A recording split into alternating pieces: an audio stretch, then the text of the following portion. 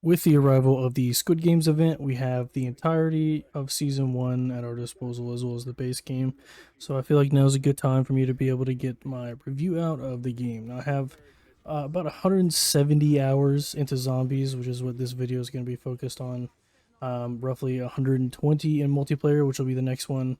And then the last video that will come out is sort of a general thoughts on the game, thoughts on things that maybe affect both multiplayer and zombies, as well as a couple things about the campaign and Warzone.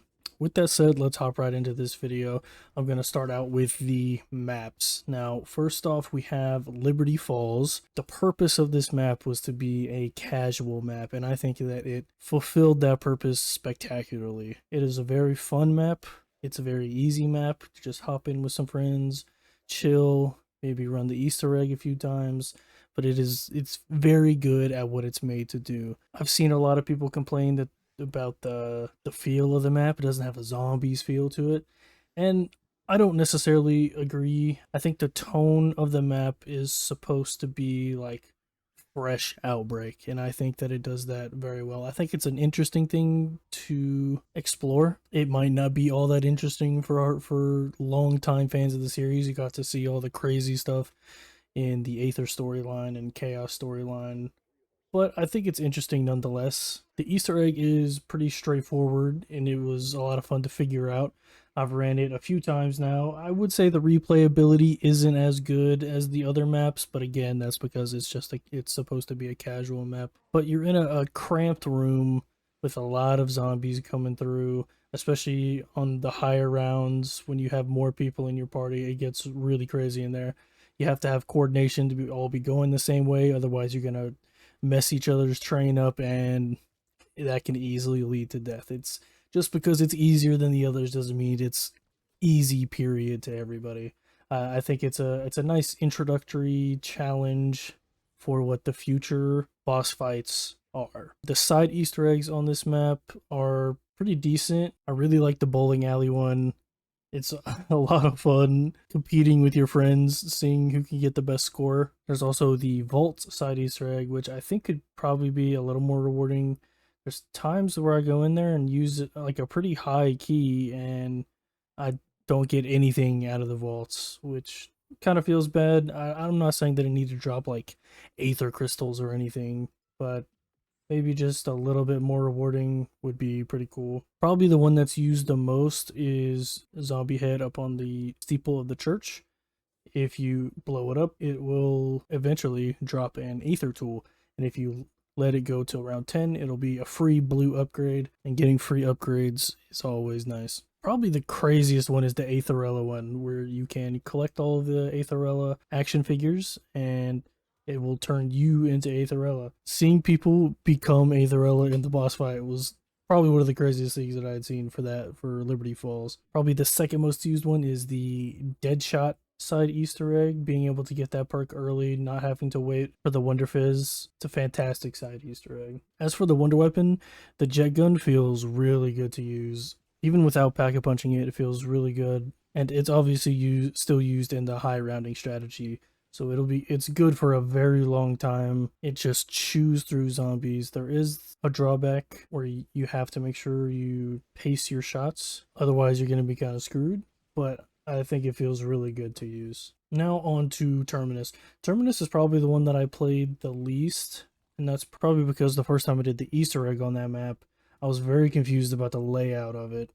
I felt like I had no idea where I was going most of the time. I was kind of just wandering around aimlessly, trying to figure out where I was. Really was kind of annoying to figure out. It wasn't all that difficult per se. It was just frustrating being lost all the time, to the point where I just stayed downstairs in the labs for most of it while my friends did most of the Easter egg, because I had no idea where to go. But the boss fights on that map are incredible. The first time fighting Nathan, at the time I don't think we had seen an amalgam yet. And so running away for fear of my life from the first amalgam that I had seen, on top of all the zombie spawns, probably didn't have upgraded gear, didn't have that much armor. It was pretty difficult, and I had a lot of fun with it. The final boss fight, Patient 13, I mean, coming from a Destiny background, having to do, they weren't like crazy mechanics, don't get me wrong, but having to do light mechanics while also trying to handle ads and stuff like that, like it just sort of brought me back to the reason why I love Destiny so much, and that's like the dungeons and the raids and needing to juggle multiple things at once. While it wasn't like difficult, it was a nice challenge still, and I think that's a really good sweet spot. You could definitely easily mess up if you get hit by the tentacle slams.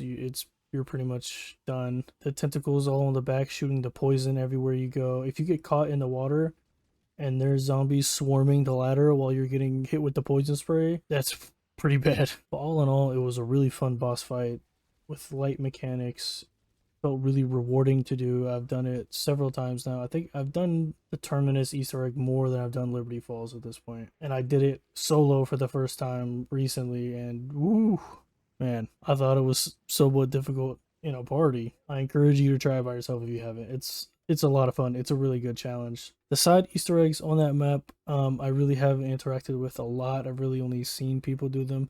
The basketball Easter egg looks pretty fantastic.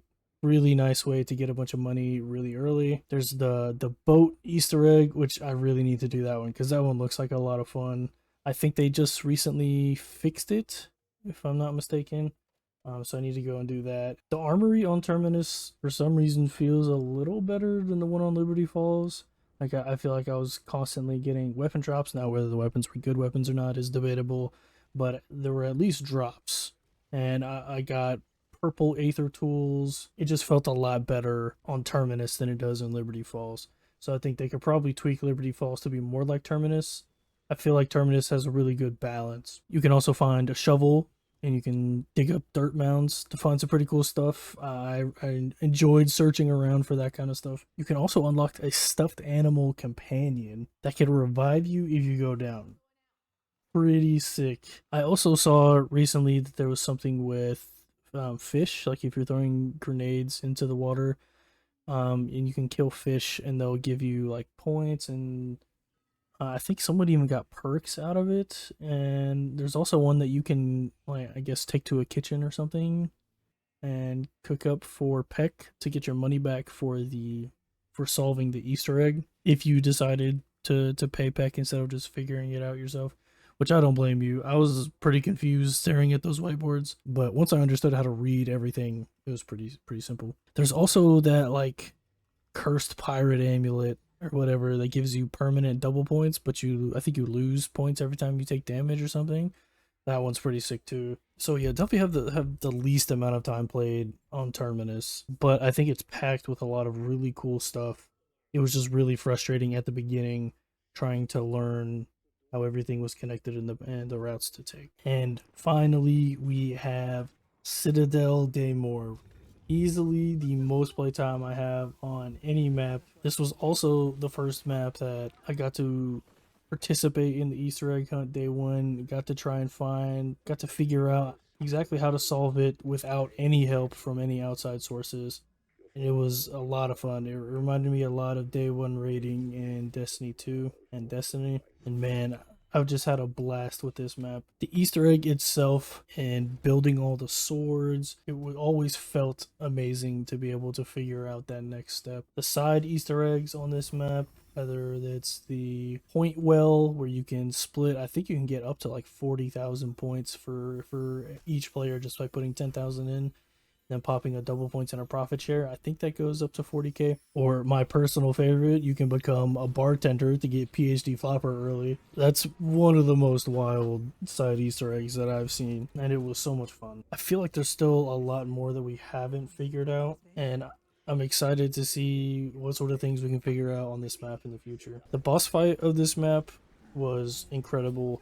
You're put up against this giant golem, I guess, and it's a really tight arena that gets smaller after every phase. There's a decent amount of enemies in there. They even throw the Doppelgast in there, which Doppelgast are probably my favorite special enemy that I've ever faced. They're not like incredibly beefy, but they're very fast and they can really mess you up. I feel like they're a really well balanced enemy. There's even another side Easter egg where you have to be playing as Maya to be able to go and kill Franco. And I accidentally stumbled upon that. I was like talking to my friends like I don't know where I am. I accidentally went through a door. They couldn't come in with me.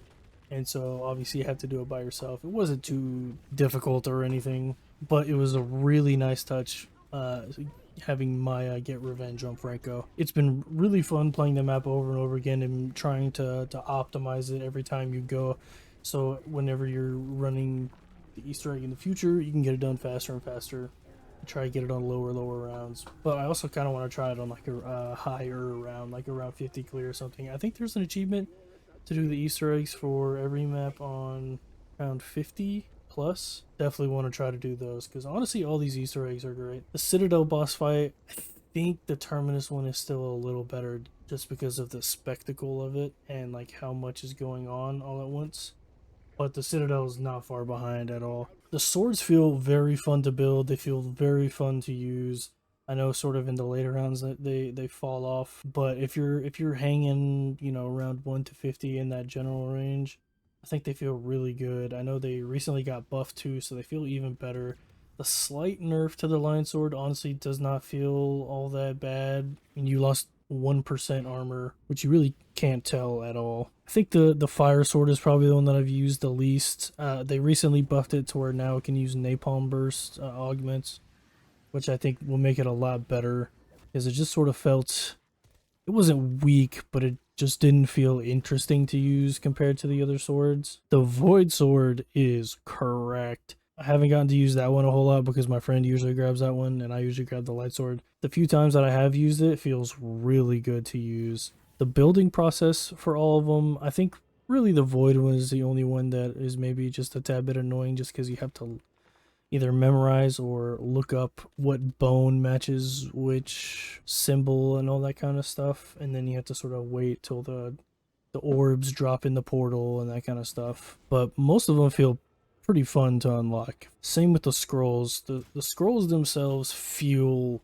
really good to use, and I've mostly just stayed between rounds 1 to like 40 when I'm doing this map. I haven't high rounded it, so this isn't coming from the perspective of a high rounder.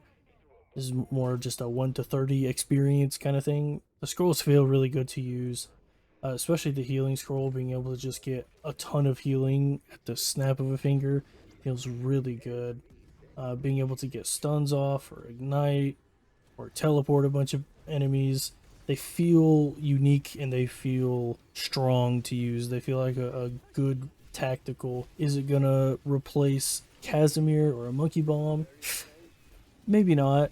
The healing scroll I think has the best chance to, but obviously Casimirs and monkey bombs are really strong for a reason. The quest to unlock them, really the only annoying part is sometimes those mirrors behind the crystals when you're unlocking the healing scroll don't want to turn when you're shooting them. And that can be a little annoying. It can also be annoying missing your Molotovs over and over again because you're bad getting the fire scroll. But other than that, it feels pretty good. Super happy with this map. I'm having a ton of fun with it, and really makes me excited for what the other DLC maps are going to be, if they're going to have this amount of thought put into them, and if they're going to be as fun to solve the Easter egg. Alright, let's hop into some gameplay stuff. I'm going to start with the positive and then move into some negative. First of all, the gameplay in general, the gameplay loop feels really fun to play. I'm having a fantastic time playing it.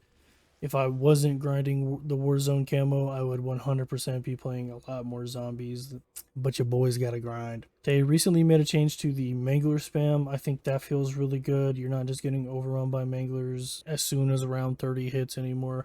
They feel a little bit more spaced out between all the rounds. They also are a lot easier to kill, which makes them a lot easier to deal with when they do start spawning a lot very late in rounds. I already touched on the doppelgas, but I'm just going to reiterate, they are a fantastic design. I was a little worried because I didn't really want them to have a ranged attack, but the ranged attack doesn't feel all that punishing. You know, it sort of disorients you and it does damage you, but not a whole lot. And if I don't know one is there and I see it sprinting at me from the corner of my eye, it scares me every time.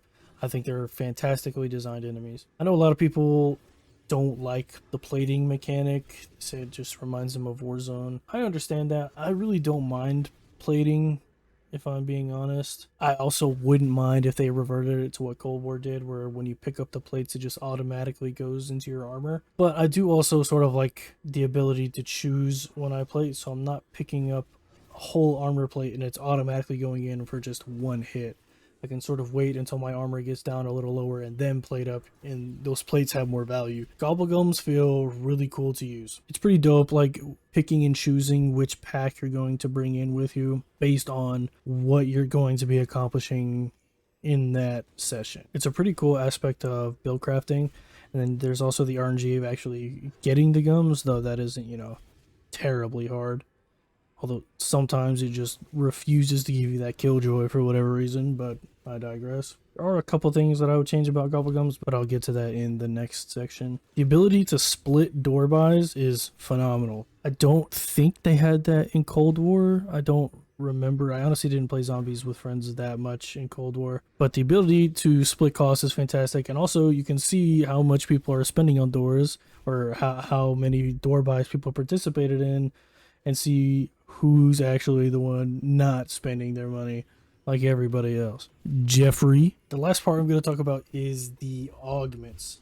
Now, the augment system feels so good. It's a really nice way to get a major power boost for whatever Coca-Cola, ammo mod, or field upgrade you're using without making them ridiculously overpowered like they were in Cold War. And one that I want to highlight real quick is Elemental Pop. I hated Elemental Pop in Cold War, mostly because when I was playing zombies in Cold War, I really only did the camo grind. After the camo grind, I really stopped playing. But having Elemental Pop, it would randomly turn zombies with brain rot, or it would ignite them with napalm bursts or something that would steal the kill away from the weapon, which means that it wouldn't work, which means that it wouldn't count for the camo grind. So I never liked grabbing Elemental Pop, but they have an augment that fixes it. Citrus Focus says if a weapon has an ammo mod applied, Elemental Pop will only activate that one. Incredible. So that way I know if I have Deadwire on, it's not randomly going to brain rot a zombie. It's not randomly going to freeze him. It's not randomly going to do anything. It is only going to do whatever I have my Deadwire set to do. And you can pair that with Chillberry to reduce the ammo mod cooldowns. So you basically get it to pop off more and more and more. So that's really good. All right, on to some negatives or just some changes that I would like to see. Number one, high rounding looks really boring.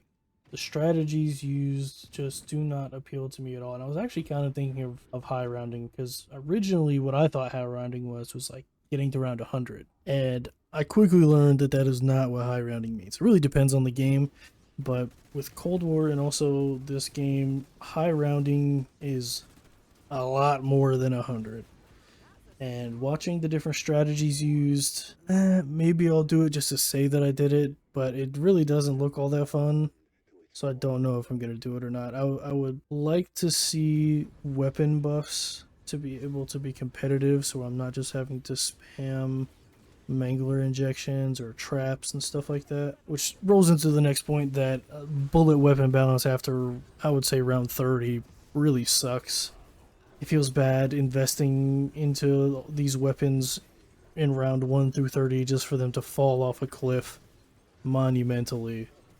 And then I'm forced to use the wonder weapon traps or kill streaks. Lethals also don't really scale that well. I feel Molotovs are probably the only ones that I think scale decently. Maybe Semtexes too. But other than that, I really don't use lethals that much in general, just because they typically aren't all that effective. Most of the field upgrades, even with the augment system, I feel are a little bit too weak. The only ones that are worth using are the ones that provide some sort of defensive utility. Those being Frenzy Guard, Healing Aura, and Aether Shroud. Energy Mine, Dark Flare, Tesla Storm, they just the damage just feels so bad on them that there's really no reason to use them, especially when you have something as powerful as Aether Shroud, which is, your oh shit button, or Healing Aura, which can help revive teammates and keep you going longer. So I would like to see the damage buffed on those to make those a bit more reliable, especially into later rounds as well. And so it actually feels like it's a choice. I'm not just going in with Aether Shroud every time. Abominations feel kind of bad to fight, if I'm being honest. Like, I think they just need to have their mouth open a bit more. That's not to say that they need to just be dumpstered immediately or anything like that. They're elite enemies for a reason. It's just, you're just sitting around waiting for the crit to pop up and waiting and waiting and waiting. And then you get surrounded by zombies, so you start taking care of those. And then he opens his mouth, you're like, ah, well, crap. It just doesn't feel the greatest. Probably one of my biggest complaints, though, is why is there a timer for pausing when you're in solos? If you want to have a solo or a pause timer for public matches, I think that would be fine so someone isn't just griefing. But having a pause timer in a solo match is just dumb in my opinion. I understand maybe wanting to save on server usage or something, make it a little bit more stable, but come on, it's a solo match. Moving to a couple things about the point system, it's not a massive difference, but I don't understand why melee kills are worth less points than critical kills. It's literally only 5 points. So it's not like this is a major concern or anything. It's just like I don't understand the philosophy behind it. I know hitting a crit is like it can be considered skillful to do. At the same time, it is much more dangerous running around meleeing. So I feel like that should be rewarded more than critical kills, or even make it the same as critical kills. I think that's fine too, but it definitely shouldn't be less. The point economy in this game feels really constrictive, especially in multiplayer. If there's more than just me, if there's one person in a match with me, I feel like the economy just goes to crap. Like, sure, you're spawning in more zombies, but you're not spawning in twice the amount of zombies.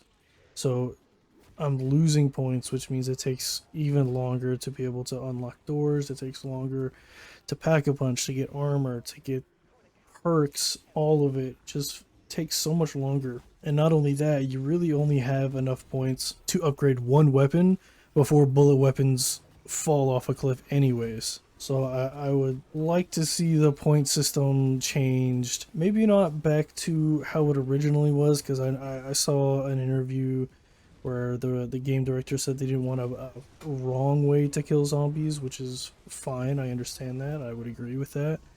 However, you need to make it less constrictive. Something that I think would help bullet weapons a ton would be to increase the amount of armor damage that they can do.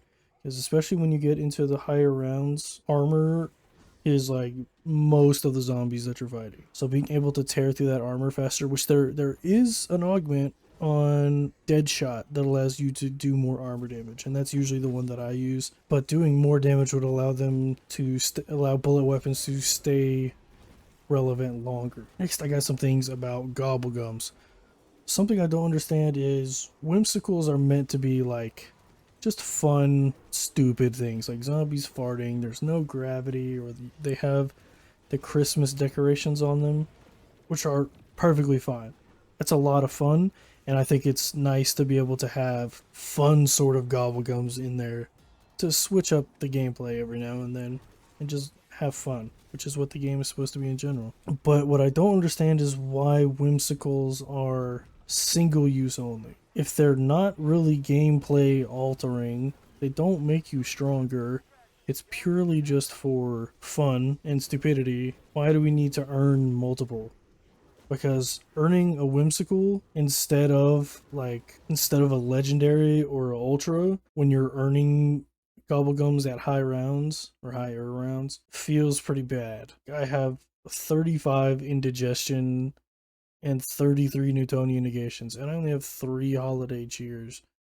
Why are these single use? These are all drops that could have been legendaries, ultras, epics, something a bit more useful than a whimsical. Next, I would like to see a way to be able to like trade up gobblegums, sort of like in Rocket League, you could trade up different like lower rarities of items to try and get better items. But being able to trade up your gobblegums would be very nice. Or even if it was just like a gambling system where maybe it doesn't necessarily always trade up, but you always have that chance to trade up. So if I wanted to trade in a bunch of like stock options or arsenal accelerators, since I don't really ever use those, there's a chance that I could get a killjoy. There's a chance where I could get temporal gift, or maybe get really lucky and get like a phoenix up or a wunderbar. The chance would be really low to trade up from a blue to an ultra, but I still think a system where you can trade up or gamble your gobblegums would be really nice. Recently, Treyarch announced that they were working on an in-game challenge tracker, which, thank goodness. Something else that I think they need to track in-game is augment research.